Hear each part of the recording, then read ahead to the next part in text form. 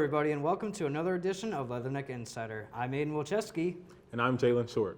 This week's winner of Leatherneck Insider's Athlete of the Week is volleyball athlete Kiana Cruz. Leatherneck Insider reporter Austin Hosenagel had the chance to speak with her about her performances. Hello everyone, my name is Austin Holsnagel and I'm here with this week's Leatherneck Insider Athlete of the Week, Kiana Cruz. First off, Kiana, congratulations on winning this award.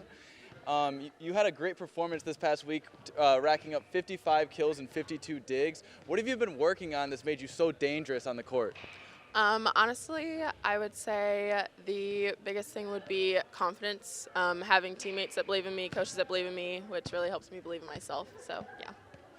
Awesome, and you played at UNLV last season, so that's a big change coming here to Macomb. What about this team and the university made you want to come here and be part of this team?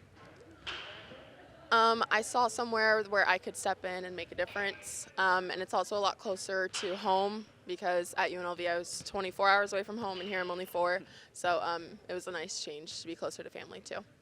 Yeah, and there's only 6 games remaining on your guys' schedule. How do you guys want to end the season right before the OVC conference playoffs?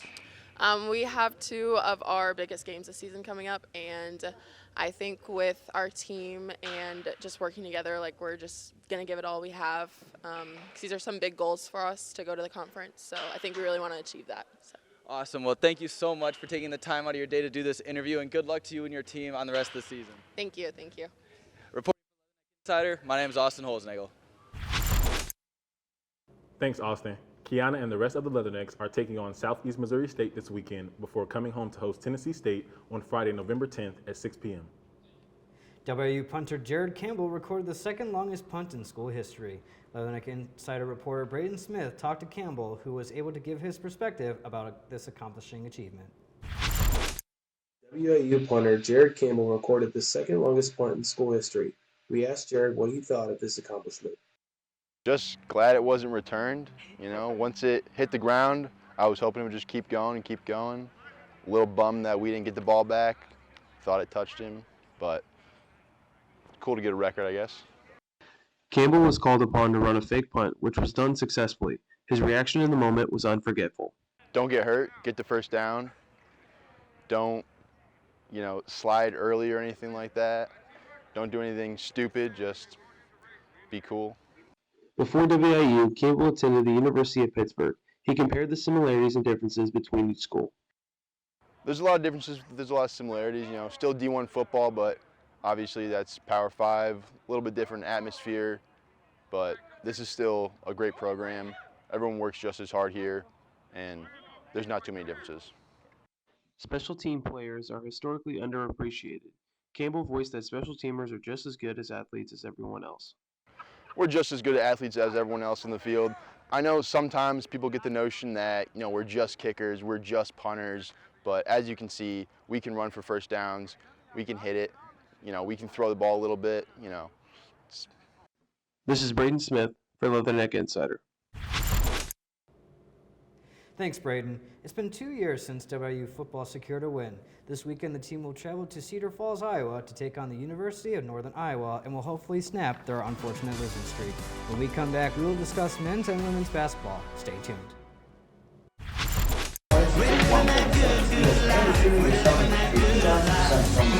Not W. It's not W, it's W. W. W. That's what I've been stressing out about the most so far. It's saying W because I know it's something you're going to say there. Yeah, we've been there. They're like, we're waiting on, what are we waiting on? They haven't said it. They said we're ready to go, we can start.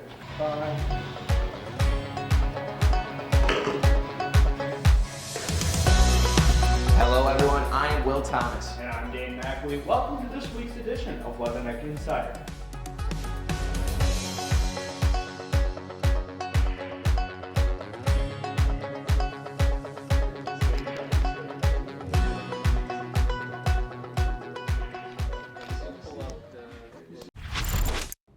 And we're back. Heading over to the court, the WIU men's basketball team is about to start their inaugural season in the Ohio Valley Conference.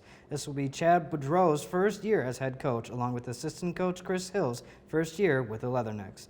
Leathernecks will tip off their season Monday at the University of Texas at San Antonio at 7 p.m. You can catch the game on ESPN+. Now moving to WIU women's basketball, sophomore guard Lily Rengard is defying all odds. She is a multi-sport athlete here on campus, as she is on both the women's basketball team and the women's golf team. Lily played in 21 games last season and averaged 6 points and has success on the golf course as well. She looks to have another strong season and contribute to both teams.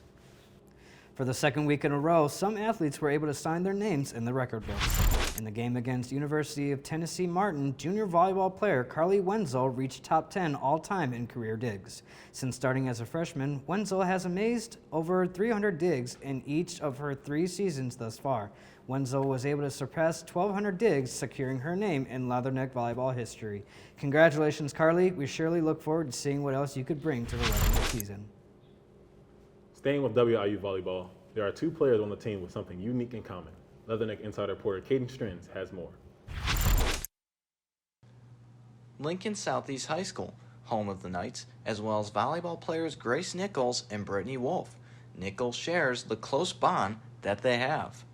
Well, we are here, we live together at Western, so we're together all the time, and then when we go home, we work out together, and we have the same friends, so we're like never are away from each other. Brittany Wolf came to Western straight out of high school, while Grace Nichols did not. They share how Nichols got to Western. Yeah, I called Brittany and I told her I wanted to transfer from my school, and she told me they needed middles and she really wanted me to come here. So then I talked to Dale and it just worked out. She was telling me like basically about like her past like at Lamar and just like how everything was and why she wanted to transfer, and then I was just explaining Dale because he was new here, and then just like how everything is here, and she's just like, that sounds so much better than what I had. And I was like, we could really use you, like we have 0 middles right now, and like I feel like she would fit in perfectly. Though volleyball is their collegiate sport, their favorite memories out of high school was on the track team. So we were track teammates together, so we threw together, and then our senior year we went to state together. We did it from freshman year to senior year, so it was like a time we gotta like bond and become friends. Yeah, I think track made us closer than volleyball did. Reporting for Leatherneck Insider, I'm Caden Strens. Thank you, Caden. Best of luck the rest of the way to Knights alumni Brittany and Grace. When we come back, we will head to the mound and discuss WIU baseball. Don't go anywhere.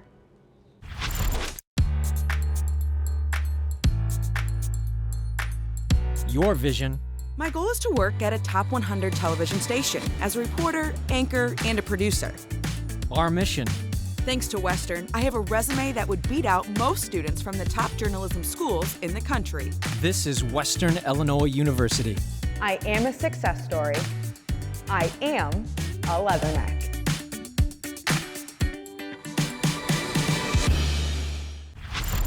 Welcome back. The WIU baseball camp season isn't quite over yet. There are still 2 more camps left available coming up in November. On November 9th, there will be a youth camp for kindergarten through 8th graders. This event will last from 9 a.m. to noon and involves learning core aspects of the game and some fun competition. On November 11th, there will be a high school showcase for high school students to show off their talent to Leatherneck coaching staff. If you want more information on these baseball camps, visit leatherneckbaseball.com. Well, last week, the WIU women's cross-country team hit a significant milestone at the Ohio Valley Conference Championship. While the men clinched 7th place, the spotlight shines on our women. Finishing 8th among 10 participating teams, Elena Cesar, who came in 20th place overall with a 6K time of 22 minutes and 35 seconds, which was 10 seconds from her personal best 1 year ago. Finishing top 5 were freshman Meg Simmons and sophomore Caden Gilmore. The future is looking bright for our Leatherneck cross-country team. All 14 champions will come back next year for both men and women. Coach Brokaw spoke highly of the team for their individual milestones. It was a bittersweet outcome this weekend for our team. I feel like a broken record, but we're craving a winning culture. The future is bright for our program, said Brokaw. Once again, congratulations to the ladies and the whole cross-country team. We can't wait to see more records being broken. Now onward to a greater distance. The Macomb High volleyball team had their regional final last Thursday. The Bombers took on Quincy Notre Dame and dominated the whole way. The Bombers won in 2 sets, 25-18 and 25-14. This was the Bombers' 5th regional title in a row. The Bombers then headed to Pleasant Plains to compete in the sectional final. It was a great turnout for this game, the sectional matchup in Pleasant Plains. Catherine Buchanan for the Bombers with a nice kill there. She's getting hype after with her teammates. And here she is again with another aggressive kill. She just looks so scary out there. It's crazy. And her teammate, Quinn Rexroth, with a nice ace there for the Bombers. And here's Lucanen again. She gets another great kill here, but the Bombers unfortunately lost in 2 sets, both 25-21. Coming all the way from Belfast, Northern Ireland, junior Olivia McChrystal just finished her first fall season for the women's golf team here at WIU. Olivia shared some thoughts about how her first season for the Leathernecks went so far. Coming all the way from Belfast, Northern Ireland, junior Olivia McChrystal just finished her first fall season for the women's golf team at Western Illinois. Olivia shared some thoughts about how her first season for the Leathernecks went. I think my first year has gone pretty good so far. I got off to a really good start. And then I kind of declined in the middle, but I'm hoping to come back a bit better for the spring. Macomb is nearly 4,000 miles away from Belfast. Olivia shared with us some differences in the sport back home compared to the U.S. The golf courses are massively different, especially along the coast at home. They're more links based, whereas here is more parkland based, which can be quite harder with tighter tree lines, but can leave a little bit of room if you miss off the tee, which is what I prefer. McChrystal and the women's golf team now have a 4-month break until play picks back up in the spring. Her main goal is to focus on the mental side of the game in the off-season. Definitely like to be mentally tougher next semester. I think that'll help me my golf game improve a lot. Olivia and the women's team pick things back up in February with a trip to Bowling Green University in Litchfield, Arizona. Until then, the team will be tightening up their game to come back even better in the spring. This has been James Kiskinoff reporting for the Leatherneck Insider. The WIU men's golf team has already started to prepare for their upcoming season. After a tough season in the fall, there is much to look forward to in these upcoming years. The Leathernecks in their most recent matchup sent all underclassmen in a junior transfer to North Alabama. The freshman Mateo Rascon has led the way for most of the season, along with sophomores Nathan Tillman and Luke Lofgren. With such a young team, the Leathernecks hope to build off this season to get their players some experience at the college level. With multiple seasons left for the young players to develop, it is hard to say just how high they will be able to reach by the end of their career as Leathernecks. When we return, we have yet another great edition of Schoolboy Sports and my segment, Short Takes. You won't want to miss it. Western Illinois University. Our beginnings in 1902 focused on providing affordable teacher education training. We've changed with the times and excelled through the years.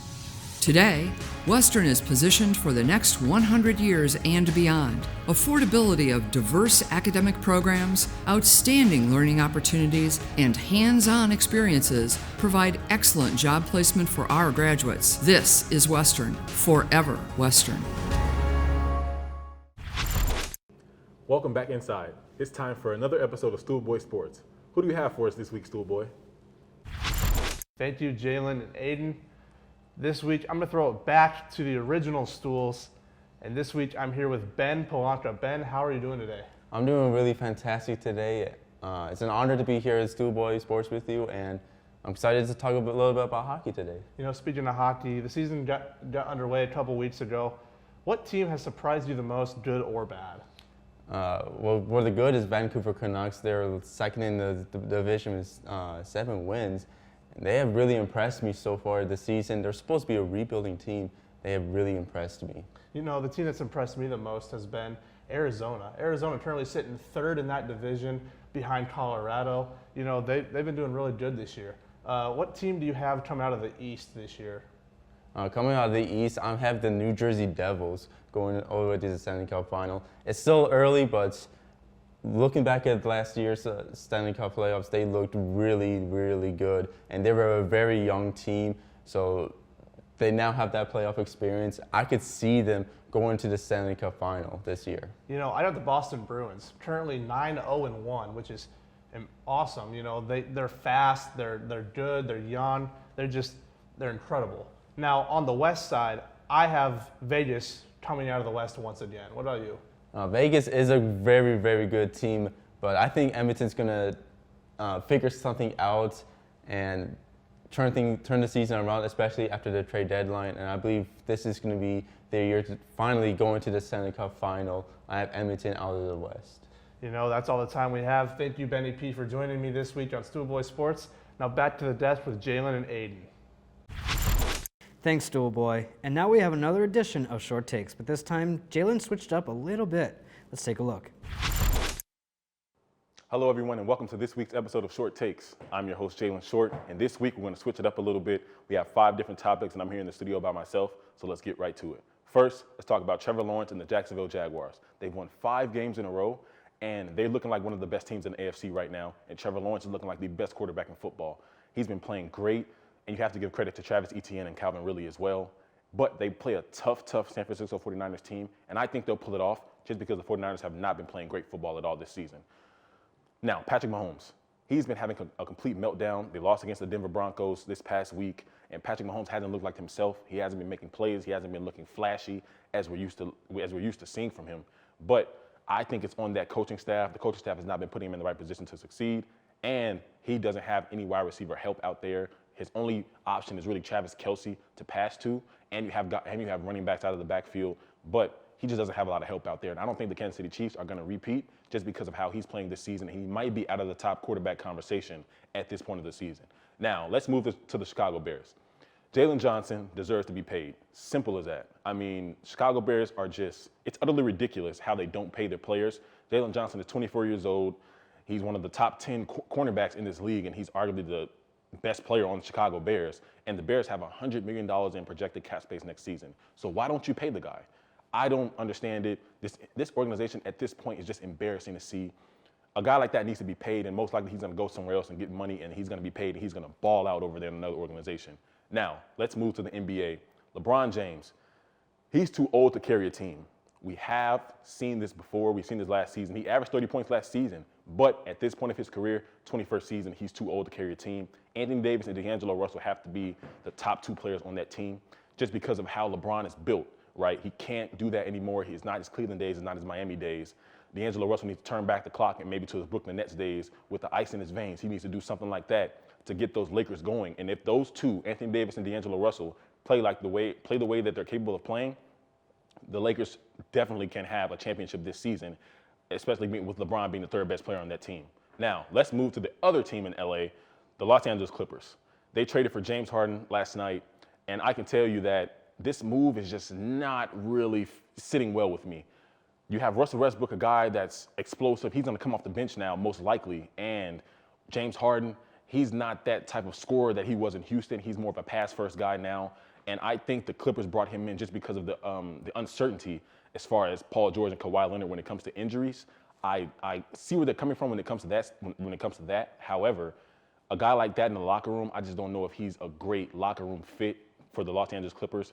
They might end up going to the Western Conference Finals. You never know. But with a team like the Denver Nuggets and the Phoenix Suns, it's going to be tough for them to get over that hump. With that being said, this is the end of the show, guys. I appreciate you guys listening. I'm Jalen Short, and I'll see you guys next week on Short Takes. Thanks, Jalen. So how do you feel about the Bears so far this year? I mean, the Bears, they're the Bears. The organization is synonymous with wasting talent. I'm pretty sure they're going to do the same thing with Justin Fields and Jalen Johnson and Montez Sweat they just signed. But overall, I'm not really too impressed with the Bears this season. No, I totally agree with you. I mean, for me, it hasn't been the same since the Jim McMahon era, and so far curse that's been happening since the Lovie Smith era to the Urlacher era to the Jay Cutler to the Mark Trestman era. You know, like there's something that Chicago just isn't figuring out, and to me, it's just. I mean, it's been that way since '06, and for me, I'm hoping that they can figure it out someday. Well, that's all the time we have for today's episode. Don't forget to follow us on TikTok, Instagram, and Twitter at InsiderWIU. From Leatherneck Insider, I'm Jalen Short. And I'm Aiden Wilczewski. We'll see you next time. Stay groovy and neck up.